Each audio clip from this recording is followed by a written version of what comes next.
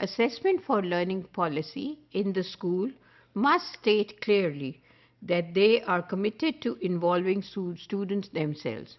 By they, I mean the school, the staff, and the teachers. They are all committed to involve the students themselves in the methods employed to promote good learning. So the methods that are in use by the school staff or by the school administration or by the teachers must show that the students are involved in learning. For example, it is a good practice that anything that is happening in the school should be managed by the students' groups. The students are involved to do all those tasks, and while observing, supervising and guiding the teachers, the school staff and administration, they can assess how much learning is taking place. They do not need to give any grades or marks to such types of activities. Rather, they are there to help, support and guide, and at the same time have an understanding that how much a person is learning while doing the task. These methods may involve learning through self and peer assessment, where these methods are appropriate.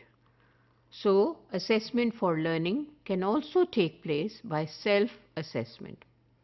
For example, the teacher gives a task to the students. They ask how it is to be done. The teacher guides them how it is done. While doing the task, the teacher observes the students, but she has her own understanding of the assessment that is taking place for learning. She can always ask the students to self-assess themselves. It is a very interesting activity when you ask your students to self-assess. In the beginning, they sometimes just laugh about it because they say if they are going to self-assess themselves, they are going to give themselves full marks. Naturally, everybody would like to do that, but as you put them into this practice, gradually they try to understand and they come to know how important and useful this exercise of self-assessment is. Because if they are trained to be honest to themselves, that is going to help them throughout their life. These things, when learned in schools at younger ages, help people to live a life which is based on honesty and security. These are the lifelong skills that we need to develop in our education system. Education is not just getting marks. It is the assessment for learning, the steps that we are taking towards learning, the steps we are taking towards progress.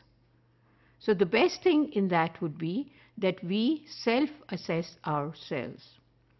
If we will inculcate this habit of self-assessing ourselves in our students, then that means they will never be unsuccessful in their life, because then nobody needs to tell them what to do. They would themselves know how much learning is taking place, and they will be able to assess their own learning, and they will be able to assess what measures they need to take in order to improve upon their learning. The other thing which can be in practice in schools is peer assessment. Again, when it is the first time you ask your students to peer assess, they find it very funny, because sometimes they will say, we are going to give all the marks to our friend, and sometimes they would say, we are not going to give any mark to our friend. So the reactions can be different. But as they get into the habit of peer assessing their friends and their class fellows, they get used to it and they know how helpful it is. Because if any criticism is coming from your friend, you may take it very easily. Whereas if the teacher tries to tell something to the student, sometimes the students, they find it very awkward and they are also embarrassed.